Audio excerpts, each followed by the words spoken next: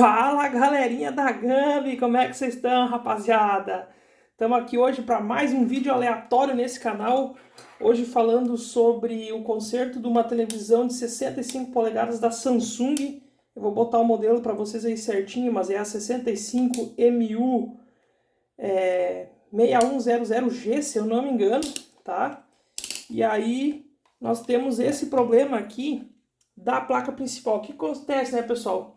A princípio aqui o meu amigo que me deixou a TV para me arrumar aqui, ele falou que estava assistindo Netflix, deixou a TV ligada, foi na sala, voltou, quando viu a tela estava escura. Quando ele me falou isso, eu já de cara pensei assim, não, deve ser LED. Pô, trocar LED numa TV de 65 polegadas um tanto quanto complicado. Mas beleza, falei para ele, deixa aqui comigo que eu vou dar uma olhada para ti, ver o que é. Chegou aqui em casa, pluguei na tomada, televisão, a princípio ela acendeu o backlight, os LEDs estavam funcionando. Aí eu de cara já fui para eliminação, é o display, né? Sem antes fazer alguns pré-testes na placa, porque para mim era muito claro que era o display, por quê? Porque ela estava dando som. Então quando eu apertava lá para subir, descer o volume, mexer no menu, ela dava o barulho de som. Então para mim já era de cara o display o problema. E aí começa, né, a mexer nos flats aqui, isolar trilhas e tudo mais. Eu nem sabia que essas placas, essa televisão por não ter placa T-Com, você precisa aqui fazer um jumper nas trilhas aqui do flat, para o flat sair do modo proteção e você conseguir fazer esse teste. Mas daqui a pouco eu passei uma tarde aqui fazendo teste no display e nada funcionava. Até eu descobri que tinha que fazer o jumper. Mas quando eu descobri que tinha que fazer o jumper, pesquisando no YouTube, eu vi o canal do MRA, Dicas de Eletrônica, vou deixar para vocês aí no link, que indiretamente matou a charada aqui para nós. Por quê? Pessoal, toda vez que a gente for executar um reparo aqui, a gente não pode ser tendencioso, nós temos que começar a análise do início, tá? Então, no caso das TVs LGs, como que seria um procedimento operacional padrão que eu iria adotar a partir de agora? Ia ser o seguinte, a televisão chegou, eu vou desplugar a placa principal e ligar ela para ver se o backlight está funcionando. Testar as tensões da fonte e do backlight. Testar as tensões da fonte é testar todos os pinos de alimentação que alimentam aqui a placa principal, sem a placa principal estar conectada. Depois conectar a placa principal, porque daí sim ela pode ser o problema, está com curto e aí a fonte está cortando essa tensão, tá? Mas aí, fazendo a análise, vendo esse vídeo do MRA Dicas, o que acontece? Aqui nós temos a entrada de alimentação da placa principal, que vem da fonte, tá? A tensão primordial que chega aqui é 12 volts, aproximadamente aí 13 volts, 12.8. E aí essa tensão alimenta esses dois circuitos aqui, ó, que a princípio parece ser dois transistores, tá? Eu não fui atrás para ver o datasheet desses caras aqui, eu fui mais pela lógica. Mas depois eu vou passar para vocês ali qual que é o modelo exato deles. Então aqui vocês percebem que esse circuito aqui, esse circuito integrado está sendo alimentado, tem dois fusíveis aqui. Um fusível eu já substituí, botei aqui um fiozinho de 0,1 milímetro de espessura, um jumperzinho, tá? Aqui o fusível SMD-T, então ele é um fusível para 5 ampere 33 volts, se eu não me engano. Alimenta então este cara aqui. E também nós temos um aqui que é a princípio alimentação direto aqui, tá? Então alimenta esse CI aqui. As saídas desses circuitos aqui, eles têm que estar dessa forma aqui, ó. Vou tentar colocar aqui para vocês, ó. Então aqui eu tenho a entrada do conector da fonte, aqui a entrada dos dois circuitos, ó, pino 1, 2, 3 e 4, pino 1, 2, 3 e 4. Então aqui vai ter que chegar a 12,8 volts. Se não está chegando aqui nos pinos, eu vou analisar o circuito daqui para trás, em ambos os casos, tá? Esse circuito aqui, obrigatoriamente, esse pino 4 aqui, o mais em cima, ele tem que chegar a 6,4 volts. Se essa tensão não for 6,4 volts aqui, a televisão ela vai ficar zoada, segundo o nosso amigo lá do MRA Dicas. Então olha só os sintomas que ele passou aqui, era muito parecido com o que eu tinha, ó. Então a TV não liga, a TV reinicia, som, mas sem imagem, sem standby, ou standby pisca e ela não liga, tá? Então, fonte aí o nosso canal MRA Dicas. Então aqui ele já tirou o esquema de uma placa na época funcionando lá depois do conserto. Então tem que ter essas tensões aqui. Esse cara tem que estar sendo alimentado por essas tensões aqui, ó. Eu falei 12 volts, mas está errado, ó. Então aqui no pino 1 desse CI de baixo aqui, 12 volts, 6, 12, 6. O de cima, pino 1, 2, 3, 12 volts, aproximadamente 13 volts. E o pino 4, 6,4. Se essa tensão de 6,4 estiver oscilando, a televisão vai apresentar inconsistência, inclusive do display ficar despirocando, né? Fazer de conta que é o display que é o problema, mas não é ele. Então tá bem certinho aqui conforme tá o nosso esquema aqui, ó. É como tá a minha folhinha aqui. Vocês podem pausar o vídeo e ver. Os circuitos em questões são esse aqui, ó. Então eu tenho o 4801A e o 4435D. Diz ele ser bem comum esse tipo de circuito integrado aqui, facilmente encontrado ou em sucata ou até mesmo na internet, AliExpress, etc. Tá? Então, esse cara aqui. E na saída deles, como é que tem que estar? Então, na saída desse aqui de cima tem que ter 12,8 volts. E nesse aqui são duas linhas, como se fosse dois circuitos que ele alimenta, também tem que ter 12,8 volts. Beleza?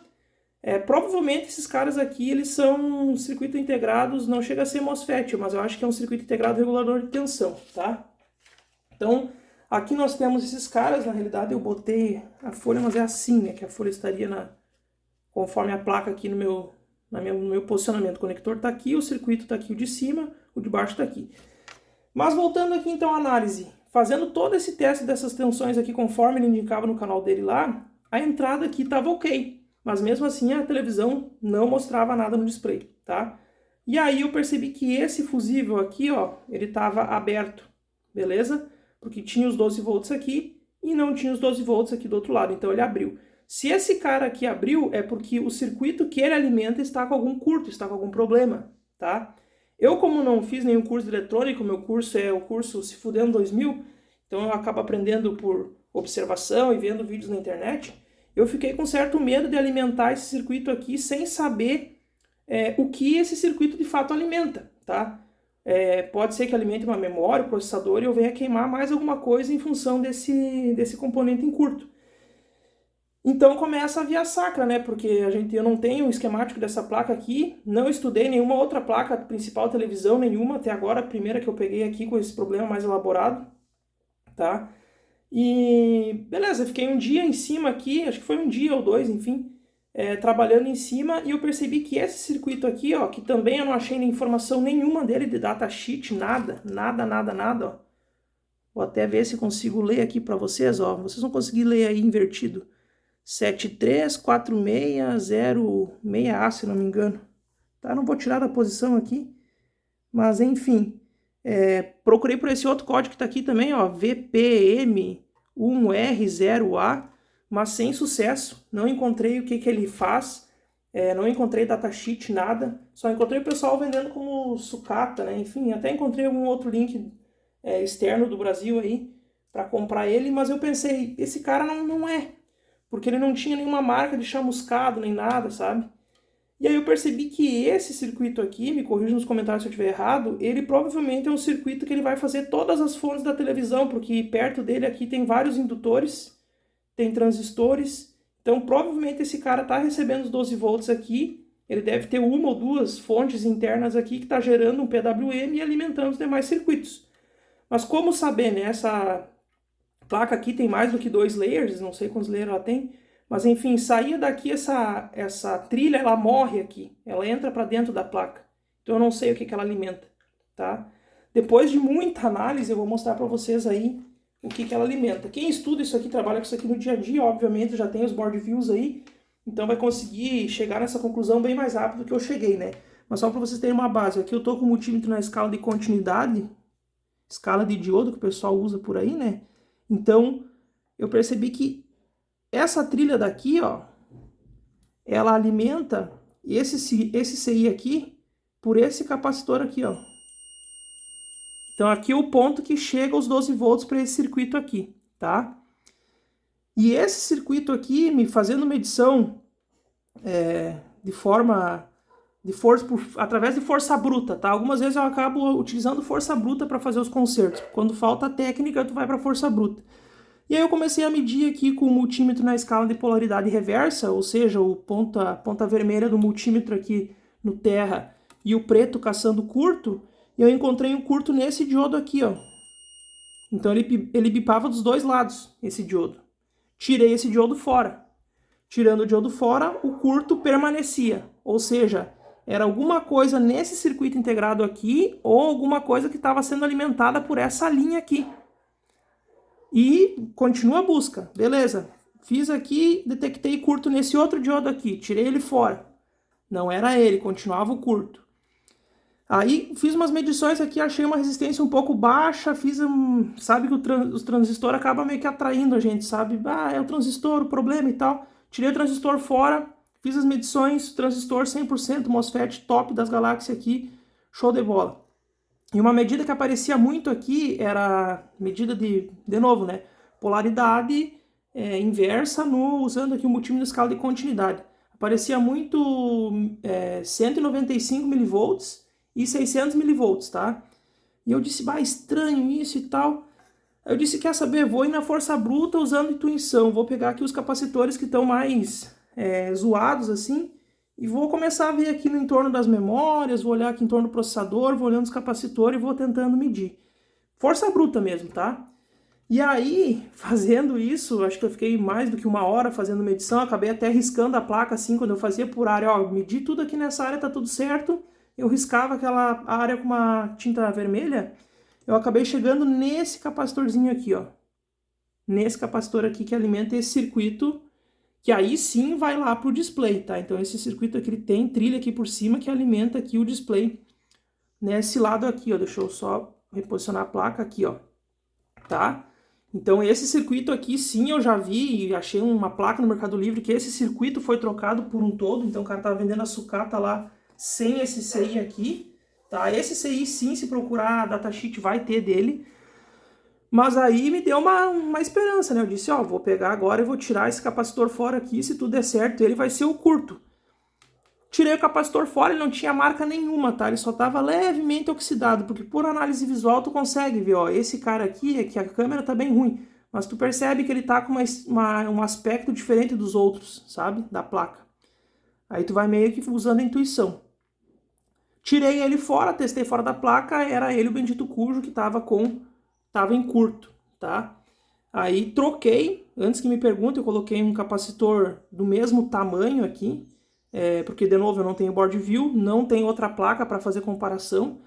Por curiosidade eu medi a capacitância desse capacitor que eu tirei de uma sucata, ele estava com 12 microfarads, e por incrível que pareça, aquela linha lá, ó, que eu estava catando curto lá no outro CI do outro lado da placa, ele conecta com essa aqui, ó.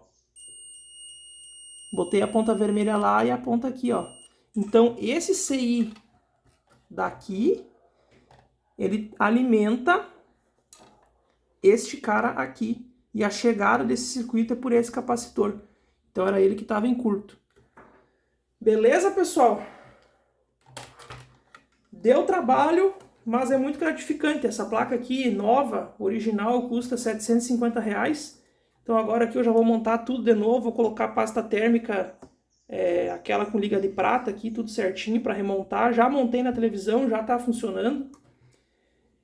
E é isso aí, vídeo meio longo, mas a análise do problema foi essa lógica que eu segui. Ajudem aí na seção dos comentários colocando erros e acertos, como que vocês fariam esse conserto, se vocês iriam alimentar aqui de alguma forma. Eu acho que não resolveria alimentar, porque o problema era em alguma saída aqui desse CI, tá? Não era na entrada.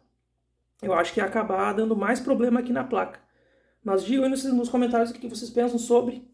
Um abraço, fui!